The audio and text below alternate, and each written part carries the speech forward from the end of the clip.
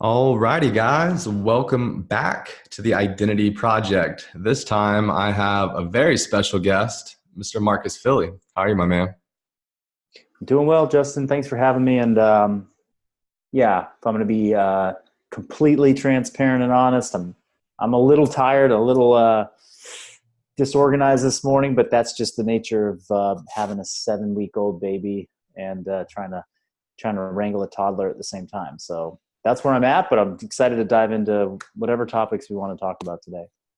That's awesome, man. Yeah, we were just talking before this, obviously, and I am expecting our first here in a week or two. So I've always been reaching out and talking to like as many different dads as I can, and just trying to like get insight. You know, everyone's kind of like, you just got to experience it for yourself. But yeah, trying to get some tips and tricks is definitely helpful. Yeah, well, it's funny. It's like when we were just one daughter, I kind of was like in that same boat. Like I didn't really feel like I wanted to give advice to other new expecting parents. I was just like, look, I'm still learning. I feel like we're 7 weeks into the second one, and I'm like, I got lots of advice. I got things to tell people, like, because it's truly been a test of all of the stuff that we learned the first go around, as well as some tough lessons of like, okay, two is not like just double the effort of one. It's a whole, I mean, there's just all new challenges that you didn't have to face with just one. So anyhow, but we had a little chat about that, and we'll leave it at that. I'm excited for you guys. Yeah, it's definitely gonna be life changing. I think you were telling me just before this that what did you say? You fell asleep at 8 o'clock and you were up at 1 and then on with your day. So Yeah. gosh, Yeah. that scares me. Yeah. Well, some days are better than others. Well, Marcus, I wanna do what we kind of do with all of our guests that we have on our show, and I want to dive into your story, the Marcus Philly story. How did you get to where you are today? Like, I would love to be able to just like take it all the way back to like elementary school. Yeah. Yeah. Well, just to keep me on point, so I don't just start rambling on and on and on. Let's go through little segments. I'll tell a little bit of the school age story, and then I'll stop and if you want to direct me kind of where to go from there, we should do it like that, okay? Because Yeah, absolutely. I can get going, and then next thing you know, I'm like, what? How long have I been talking? Yeah, But I'll have all the questions. Don't worry. great, yeah. Well, I grew up in San Francisco in those early years. Preschool, kindergarten, beginning of elementary school. My folks were physicians. My dad's a physician. My mom's works in healthcare as well. So we lived real close to the hospital that they were both employed by, right in the heart of San Francisco. And yeah, it was like, we didn't stay there very long. We ended up moving to the suburbs up here in Marin County. I think ultimately they wanted that for us, and just to get out of like a bit of the city hustle bustle. But that was really what opened the door to me having just like, I think, as many sports opportunities as I had growing up. The sports, I mean, plenty of kids play sports in the city. It's just, the access to open fields, to Little League Park, to rec soccer, competitive soccer teams. It would have presented a few more challenges in trying to make that happen. But we moved out here to Marin County, which is just across the Golden Gate Bridge, and I got pretty much enrolled in lots of sports by my own choosing. I really loved, playing all kinds of different sports. I just loved being really physical as a kid. Not rough. Like I wasn't like a rough houser. Like I didn't like to, wrestle necessarily. I'd fight with my brother a little bit, but it was more just like, give me something out there to go do and apply, my physical energy towards. So soccer, baseball, golf were my primary sports when I was growing up. And I was a pretty like focused kid early on. Like I think my parents and coaches could tell like, oh, I went by Mark at the time. That was like, Marcus was something I kind of took on in college, but like, oh, Mark is going to be, he's really good at this. He's really, he works really hard. Like, I was getting that kind of stuff said about me when I was pretty young. And I was the younger of, well, really three. My dad had three kids. One of them was with in a previous marriage. So I grew up side by side with my closer age brother, who's about 2 years older than me. And he wasn't really into sports. I mean, he was gifted. He had some athletic potential, but he didn't really take to it. So I was kind of just like the one in the family that was really pushing, themselves in the athletic realm. And it really carried me through pretty much the next 20 years of my life, more or less. So who were your early like influences then? Like, so you had a brother that maybe wasn't into sports as much as you were. Like, who were your early influences, like from like a professional athlete standpoint? That's a good question. I think the sports that I followed the most when I was young were baseball. Like I liked watching Major League Baseball. I never really understood and followed much of football when I was younger. I played a lot of soccer, but soccer professionally wasn't really a thing in the U.S. at the time. MLS got started, like I think my second year playing competitive travel soccer. So there wasn't really anybody like in the U.S. to look up to as a, and I didn't, my parents didn't have international. We didn't have like any of the overseas games playing. So yeah, sports that I looked up to were golfers and baseball players. And I was a big San Francisco Giants fan. I came up in the Barry Bonds era. I loved him as I wouldn't say I looked up to him like, oh, I want to be like Barry Bonds, but I just liked seeing like somebody at the top of their game, drugs or not, like just take on, the records and break records, and Sammy Sosa, Mark McGwire. Like that was my whole, like that whole era of just watching people get bigger and hit more home runs was something I was into. And then from a golf perspective, I mean, I really admired golfers. I watched a lot of golf growing up. My dad and I, that's how he and I really bonded, was through golf. He kind of took up golf as a real passion. He learned young, just like I learned young, but he really took it up, as a parent. And he and I would go out and play, and we would play on the weekends, go out for 18 holes. I'd try and convince him to play 36 with me. Like, we would take father-son trips. Like my dad for our 13th birthdays, like he would take you anywhere you want to go. We'd go on a trip together. I chose to go to Palm Desert and play all the great courses down there, PGA West, La Quinta. Like that was what I wanted to do. And so from a professional golf standpoint, I looked up to a variety of athletes out there, but it just so happens that I was getting kind of my real start in golf right around the same time Tiger Woods turned professional. He was an amateur when I was like following him a little bit, and then he turned professional. So I watched that whole climb and went and saw him play in person and on a number of occasions. So those kind of really were certainly sport idols that I had, and I took a lot of interest in just watching those as professional sports. Yeah. For me, I was a big baseball player. So that was like my sport from like 4 years old until I was like a junior in high school. But all of those same names, Barry Bonds, Mark McGwire, I live in Texas, so Pudge Rodriguez. There you go. But man, I was diehard baseball. What's funny is I couldn't, like, I never picked up golf. I was always terrible at golf. Like I was the kid that like, I can't even go play at Topgolf, right? Like I like barely like knock it off the little platform there, or like, I'll go and play real golf and I'll shoot it up straight in the air with like a whole patch of grass.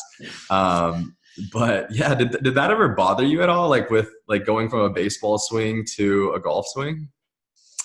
Well, it was actually kind of the opposite for me. I mean, I learned golf before I learned baseball. So, Got it. I never really, I learned golf at such an early age that I can't recall having difficulties. It was just like anything, as a kid, you kind of learn, you're just sort of figuring it out. And, I had just sort of I had my athletic ability. I think anybody who's athletic, if you start that game early enough, you can develop the right mechanics for it and it can stay with you. It's learning golf as an adult or as a teenager, or just it's tough for sure.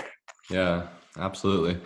So as you kind of come into high school, did you start focusing in on like one sport? Was that soccer for you, you said, or? It was soccer and golf, actually. I mean, Okay. I did start to focus in because it was sort of well, I, I, I was getting focused in on soccer, but it was starting to take up pretty much my whole entire life. Competitive travel soccer, just like any of the other, youth sports out there, they turn it into a year-round endeavor, and you're traveling to tournaments, and you're, I'm thinking now as a parent, I'm like, oh my gosh, the time investment that my parents made to getting me to every place in California to play soccer tournaments was massive. So when it started to take over so much of my life, and I was in high school and I was playing with guys on my team that were not classmates of mine. So that was a challenge. It was like, I didn't want to be pulled away from developing friendships, relationships, and participating in school sports so that I could just be part of this soccer team that was traveling all over. So, I went from being super focused on soccer to then be like, you know what, I want to diversify. I want to play a little bit of everything. I wanted to play high school soccer. I wanted to play high school golf. And I didn't want my travel competitive team to like take me away from that. So I sort of stepped aside and kind of was like a two-sport person. I would play golf when the weather would get nice. In the springtime, I basically played golf from spring all the way through summer. And then when soccer season would pick up in the fall, right, like September, August, I would be doing soccer until, the season ended in kind of November. And that was just my kind of year cycle. And I also got kind of into, going to the gym. The gym became sort of something I like to do as well in high school. And so that would fill in between sort of like competitive seasons in high school, and started to take up a decent chunk of my time. And I really enjoyed that as sort of like my, a physical connection that wasn't really a sport for me. It was just, I like to go and work out and to lift weights. Yeah. That's interesting. So, I mean, obviously, like you've been, you're very, very heavily involved in sports, your whole life. From a nutrition standpoint, what did your nutrition look like during like middle school, high school? Like, because I know now, I mean, everybody's seen you, like you're freaking shredded, my man. So like, was your nutrition good back then, or like, what did that look like? It wasn't very focused by any means. Like I started to get some awareness about food and the impact that it could have on my body when I was like in high school. But it wasn't something that was wasn't really prioritized in my family. It was like, we got to eat healthy. I ate fast food when I was a teenager, in high school. And we had off-campus lunch, friends with cars. We would drive to, In-N-Out Burger, McDonald's, Jack in the Box, go and get a high-tech burrito. I wasn't really mindful of that stuff at all. When I would walk to Safeway down the street from school for lunch, it was walk to like the, hot prepared food section, get some chicken tenders, and then grab a loaf of bread and literally just eat that. My awareness around food and quality and eating well and eating for body composition, performance, I kind of got some glimpses of it in high school, but it really started more in college for me. By most people's, by my own current metrics and measurements of food quality, like I ate pretty crappy growing up, and I turned out all right. So it kind of gives me a little bit of like comfort, like when I see my daughter kind of, getting access to foods that I'm like, oh, she's gonna be fine. Like I was eating you know, chicken sandwiches from McDonald's at this point. And she's eating like I get a little stressed when she's like eating a couple pieces of gluten-free bread and that's all she wants for dinner. And I'm like, damn it.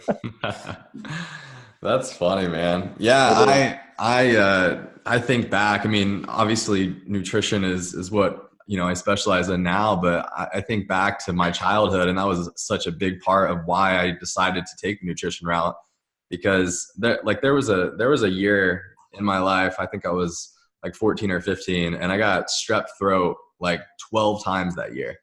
And like, I was the kid that literally was just eating terrible. I mean, everything was frozen dinners. We were eating out for everything.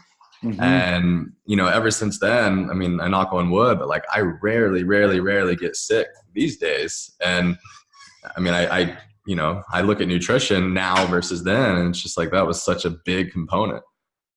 Yeah. I mean, in hindsight, the things that I probably had, I struggled with as a teenager that I know would have, I mean, it was totally nutritional related, was that I had mild to moderately bad acne. And it was super, it was a major obstacle for me, and that made me self-conscious. And I think it led to some, social struggles that I had. Not because other people like looked at me like, oh, this guy's hideous, or I don't want to talk to him. It's just like my own insecurities got in the way of me creating friendships and relationships. And, I was living off of processed grains and sugars and not a ton of quality vegetables and protein. And, I want to qualify this and say, like, because my mom listens to this, I don't want her to think that she was like poisoning me. I mean, she actually, as a family, we always sat down and had like a home cooked dinner together, which was great. And it was so important for our family dynamics. And we would sit down at the table and she would cook her staples, and I really enjoyed them. We had a sort of a nanny / house cleaner / just like second mom to me, who would, cook meat and rice, most times. And so we were eating decent dinners together, and I'd always get out the door with like a decent breakfast of, maybe it was eggs, maybe it was pancakes and yogurt or something like that. But it was really how I filled in with my own choices in the middle of the day that really weren't optimal.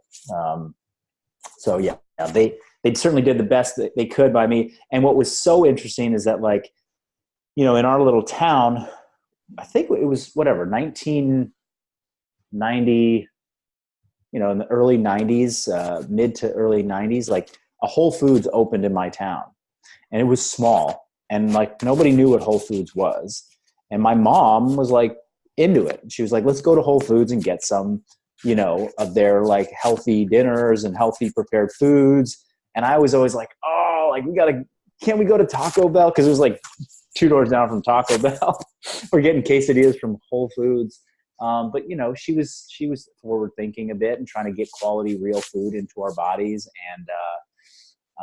And of course, fast forward to like current day, I'm like, Whole Foods is like my paradise. I'm like, go in there and that's what I want. And that's where I can get everything that I could possibly ever need. Unfortunately, it costs so much. Yeah. Whole Foods, AKA whole paycheck, right? Yeah. But I shop there too, so it's okay. Yeah. So dude, so describe yourself a little bit, like as you were a kid, like in high school. I mean, obviously all of us in our high school years were probably a lot different than we are now, but like, how would you describe yourself like through high school? I mean, obviously you were the athlete, but you mentioned, having acne and like some insecurities. Like, were you like the popular kid, or were you like shy kid, or like what did that dynamic look like? I definitely was. I think, I mean, I probably would have been labeled as in the circle of popular kids. Like, or I hung out with kids that, had that label. But I started high school kind of rough, like freshman and sophomore year. Was, fairly insecure. Like, I was really quiet, kept to myself a lot. I think I kind of struggled a bit with not, I mean, I don't know. I didn't have like a lot of friendships with girls. So, but like from a guy's perspective and trying to be like a friends with the guys, like, I think there was a lot of, oh, Marcus is like, he's a handsome, good athlete. He's got it all. Like, let's just sort of like this. And I got like, sort of, I don't want to say picked on, but it's definitely like a decent amount of like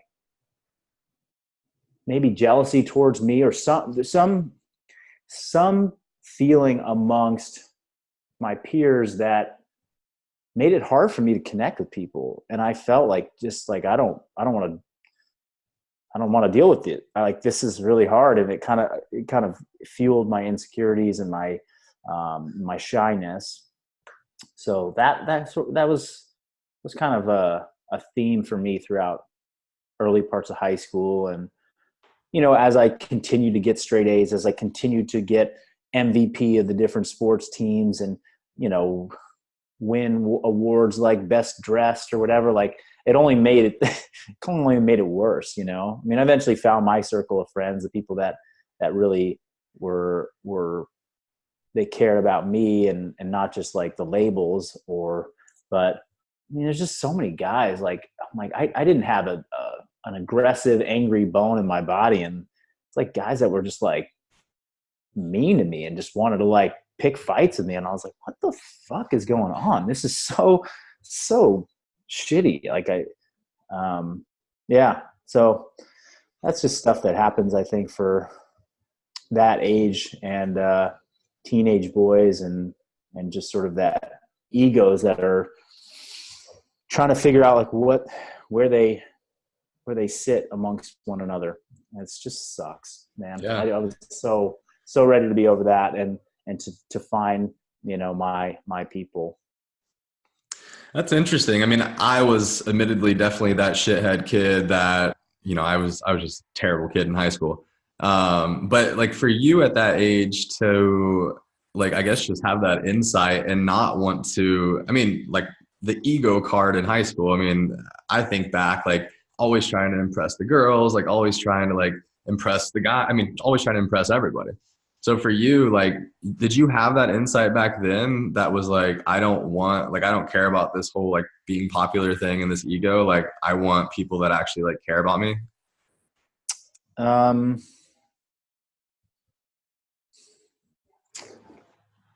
don't know. I think I'm injecting a lot of like my awareness now as an adult and the stuff that I learned through college afterwards. At the time, I just had feelings that were undeniable. Like, that doesn't feel right. These people feel shitty. Why is that guy an asshole to me? What the fuck did I ever do to him? And yeah, I'm just like, every time I found myself in one of these social situations that was like cool, it felt forced. It was like going out and drinking or going to the parties or sitting in a car in a parking lot, like with friends and being like, where's the next place we're going to go to thing, which I think pretty much every high school kid does at some point. I was just like, this is just lame. Like, I just want to be home watching a movie and getting up the next morning to go play golf with dad or whoever, like it. So yeah, I didn't, my thoughts about it, my awareness wasn't evolved and complex like it is now. But I certainly had some awareness that there were just parts of it that I didn't like. And eventually I just got to a point, I think senior year, where I was just like, yeah, I don't want to go out. Like, I'm just going to hang out at home. I'm not interested. Like, oh, you guys, yeah, have fun. Like, that's cool. And, I had a girlfriend for a bit, and I was like, let's just hang out at the house. Like, I don't want to go to that party. Like, that just sounds really not fun. And yeah, so that more or less kind of became just like my pattern towards the end of high school and then into college. Wow. I wish that was me. That's pretty cool, man. I mean, do you think that your parents, like, you think your parents are what kind of developed that in you? Like, I mean, No, was there any no. conversations at all about any of these things and like how you were feeling? Like, did you have those conversations with them, or this was just Yeah, everything no. I in mean, your own I, head? I, I I would talk about it with them periodically, but no, I just gravitated towards these things. And my brother was really like kind of the polar opposite. He was like very social, always out, always pushing boundaries, always experimenting with everything.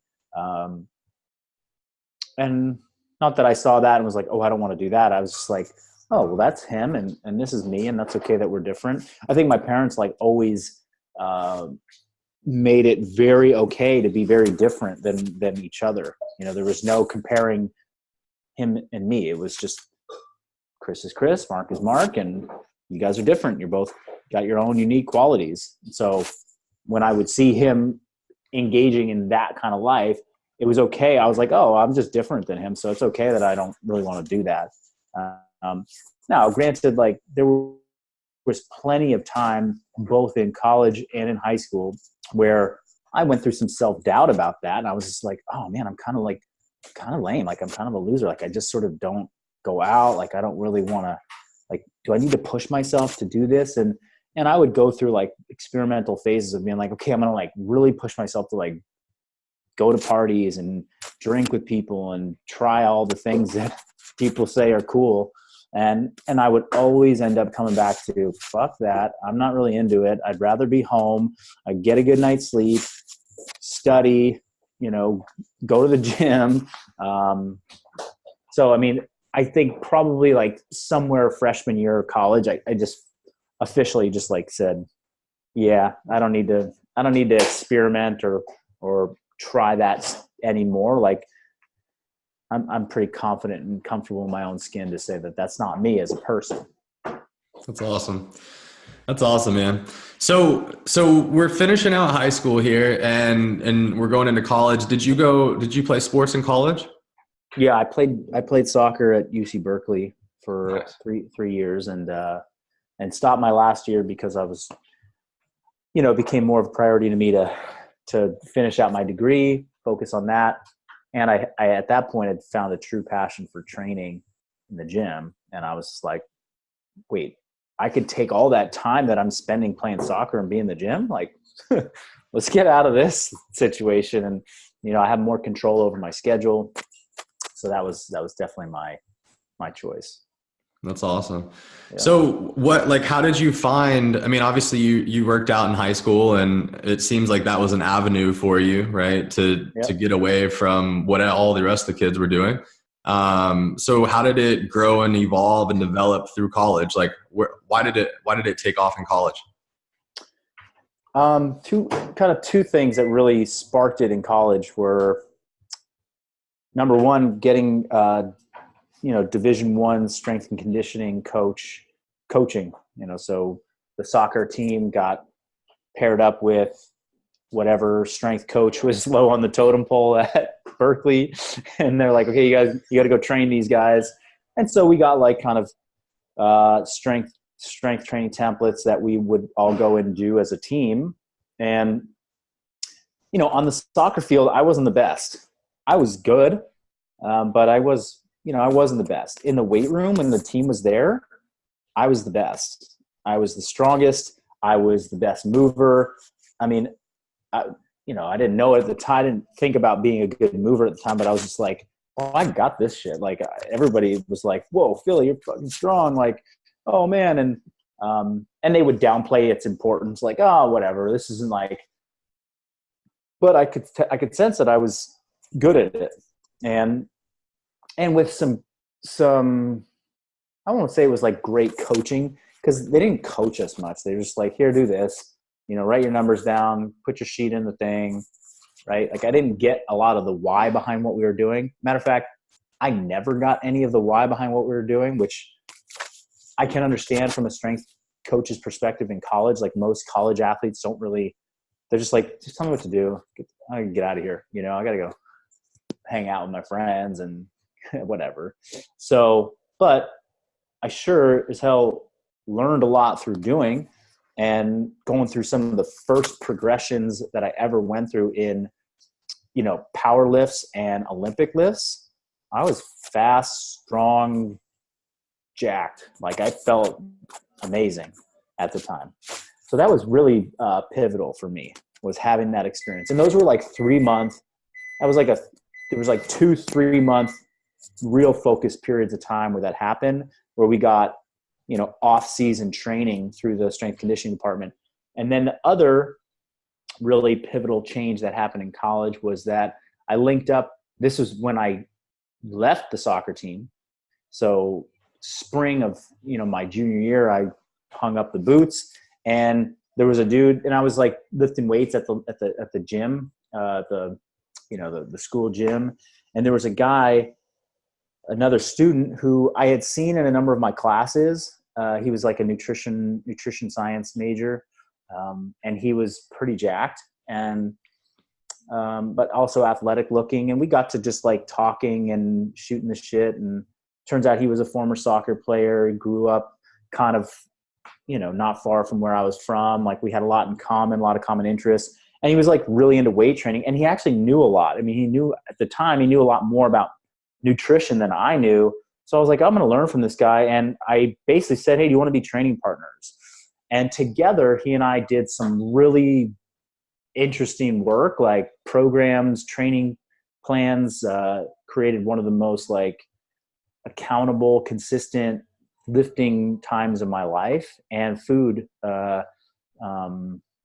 protocols that I'd been on ever. Saw some really big transformations in my body and my, strength. And so that was, that really changed a lot for me in terms of like my view of the role fitness is going to play in my life, and basically weightlifting too, specifically.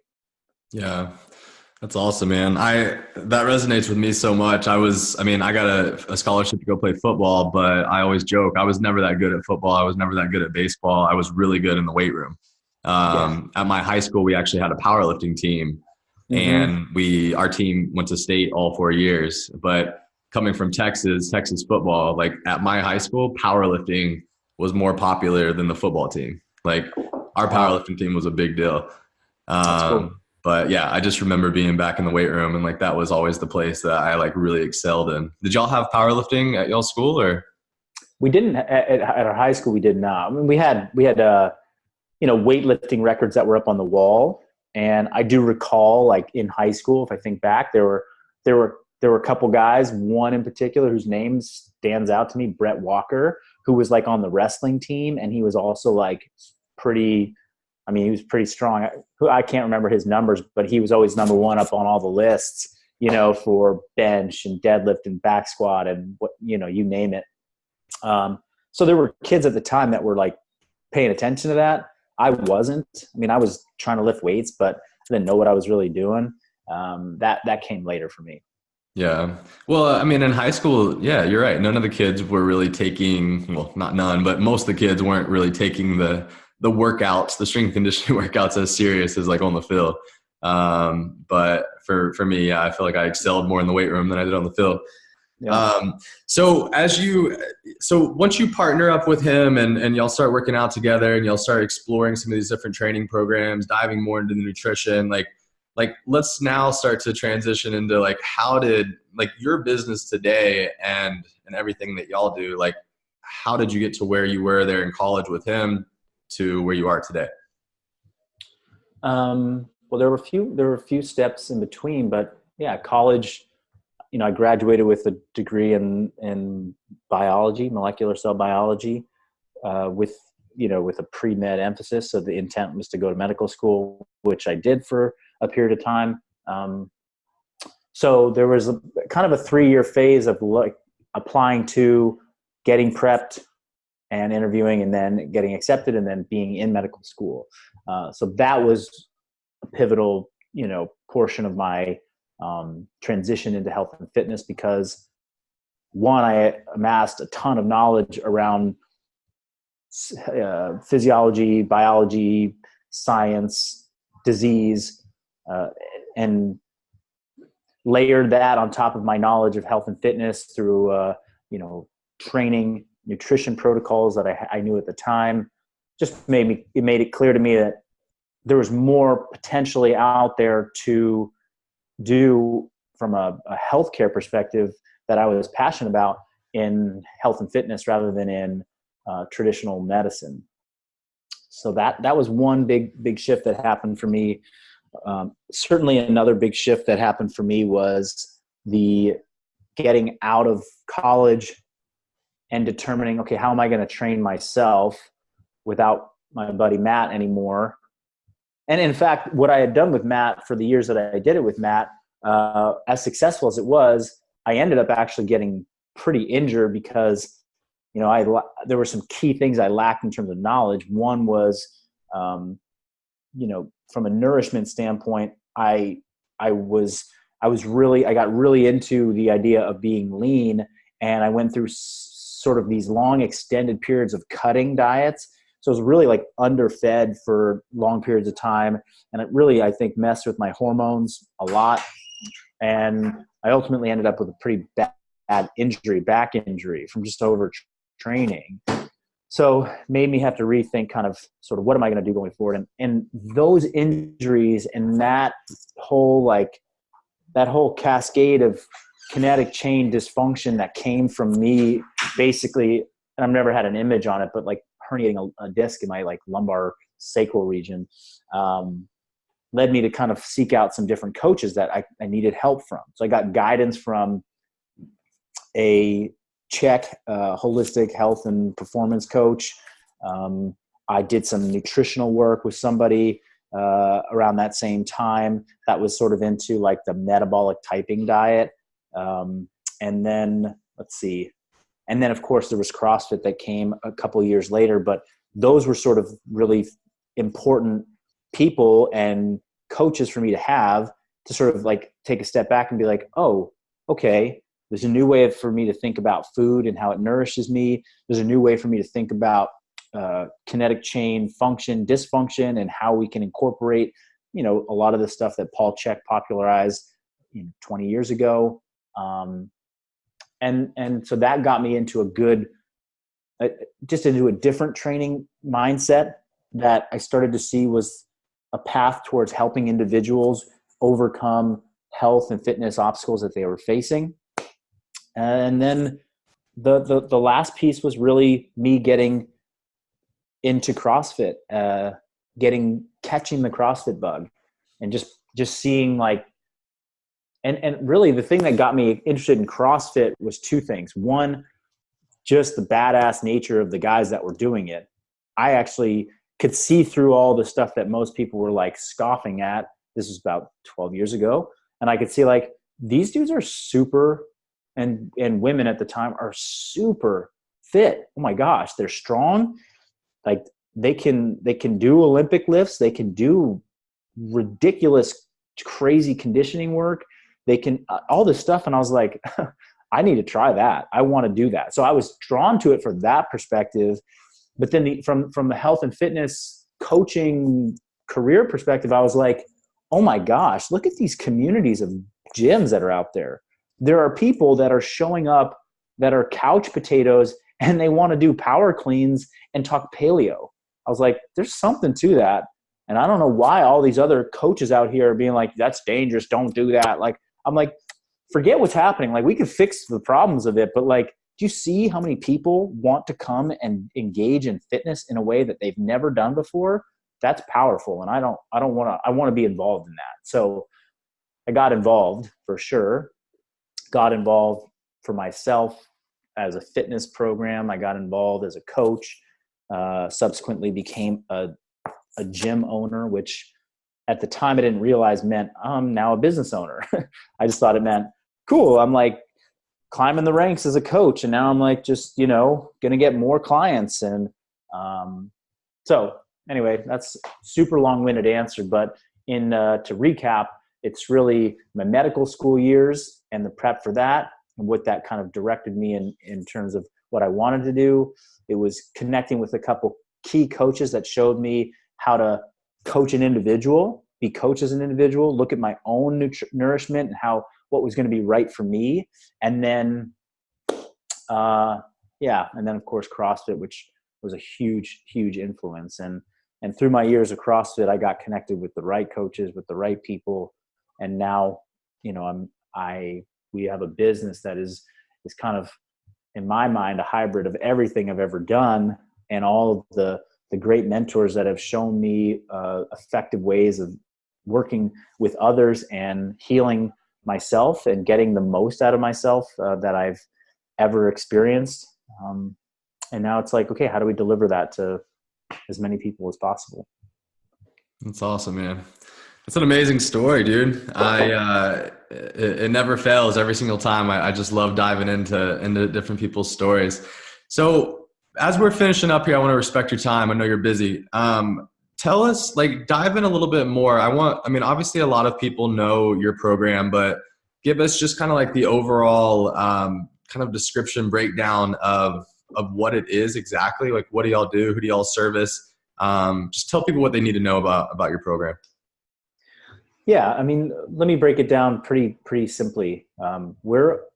Revival Strength is a coaching business that our primary aim is to service individuals all over the world with individual coaching that is truly built around people's specific individual needs. What are your goals? What's your training experience like? What is your lifestyle like? How do you nourish yourself? Comprehensive intakes that then get turned into a plan that is delivered essentially on a weekly basis, because we are constantly working with our clients to understand their needs and update and evolve their fitness journey. The style of coaching and the style of training is really more or less, it's strength and conditioning principles that span a lot of different disciplines, but, we have a strong background in CrossFit and also recognize the value of bodybuilding and the style of contraction that bodybuilding, is typically done in, and then sort of a hybrid of both. And that's where, a lot of what I have talked about for a couple of years is this functional bodybuilding hybrid, which is now just a very commonly used term all over social media, but really started talking about it a couple of years ago. So that's kind of how we coach. And as an offshoot to that, I developed a few programs, sort of standalone, templated programs that we offer periodically to people who know about us and follow us on social media, and they can basically try our coaching style. And they're 8 to 12 week programs that utilize this style of functional bodybuilding. But the key difference is that it's not coaching, it's a program. And as a coaching organization, I feel really strongly that getting coaching is the recipe towards success for everybody. And if you are a program seeker, then go and seek programs, and I have one for you to try. And when you're ready for coaching, that's when you can take a very big leap in your health and fitness. And we are an organization that does that. Man, I love that. I couldn't agree more. And I love what you just said about that transition of, because so many people out there looking for a program, right? So to offer that, but then also have kind of the in-depth conversation as to like individualized coaching is truly what we do. But this is kind of an offer for you to step your foot in the door, if you will. That's awesome, man. So what are you most excited for the future of the company? Like, what do y'all have in the works for, well, as much as you can share, I guess, but for 2019? Yeah. I'm constantly motivated by continuing to build our client base, wanting to reach more and more people with our individual coaching service. I've got these outstanding coaches that work for me that are doing this every single day, and that's their passion. So continuing to provide clients with great coaching, our coaches with more clients, that's definitely something that drives me. On the functional bodybuilding side of things, I continue to want to spread the message of our training philosophy and our training principles. Because I got such a heavy start in CrossFit, I have been embedded in that community for a long time. And I have seen people in that community and then in kind of offshoot communities suffer from the burnout, high intensity, doing too much, getting injured style of training. And so kind of continuing to want to educate coaches and athletes out there what it means to actually train smart. And I'm doing that through online programs. I'm doing that through online course material, so education material that we offer through our website. Everything from this is how you can look at training, this is training philosophy, to here are courses on how to coach effective movement, so functional bodybuilding exercises and progressions of movement complexity to help people get stronger in smart ways, not just making them back squat on their first day in the gym. And so continuing to do that is really, spread this message of functional bodybuilding around, not to just be like a flashy new thing, but to be like, hey, this is like truly blending functional fitness and bodybuilding is a recipe that is going to make people really fulfilled. A lot of clients out there, and there are plenty of fitness coaches that they just don't have that information. So wanting to share that with a lot of people is kind of what motivates me for sure now. That's awesome, man. Well, dude, you're doing a great job, and thank you for everything that you do. And where can everybody find you? Where can they find the programs? Where can they check you out? Website, social medias? Where are you at? Yeah, well, I mean, my social media is just Marcus Philly, and that's Instagram and YouTube. You can go and check out full-length videos, lots of demo videos, and of course on social media, it's just sort of like the everyday happenings within my own training and my thoughts, and sort of like a brain dump for me. But revival-strength.com is our website, and that is where we offer our coaching services, our coaching programs, our education material. There's a lot of great resources there, and truthfully, people that are listening that are at all interested should head over to revivalstrength.com/free, FREE, and just sign up to the email list where you're going to get some pretty awesome free content up front, and then on a weekly basis we're sending out training ideas and programs and warm-ups and things that you can implement right away. So that to me is a pretty valuable resource, and it's a way that I can stay connected with people. That's awesome, man. Well, dude, Marcus, thank you so much for taking the time. I really appreciate it, and thanks for sharing your story. Yeah, my pleasure. Thanks a lot.